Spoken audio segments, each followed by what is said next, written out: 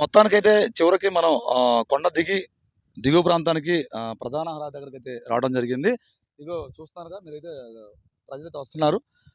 నగరికల్లు మండల పోలీస్ శాఖ అయితే ఇక్కడ చెక్ పోస్ట్ లాంటిదంటే వాళ్ళు పెట్టడం జరిగింది. ఎవరిని లోపలికి పోనివ్వట్లేదు. అలానే ఎవరిని రావద్దని చెప్పేసి కూడా ప్రజలకైతే అవగాహన కూడా కల్పిస్తున్నారు. ఇది మీరు ఇక్కడికైతే సోషల్ మీడియా ద్వారా నమ్మి వజ్రాలు దొరుకుతున్నాయని చెప్పేసి ఒక అపోహతో వచ్చే ప్రజలకైతే ఈ వీడియోనైతే మీకు నేను తెలియజేస్తాను.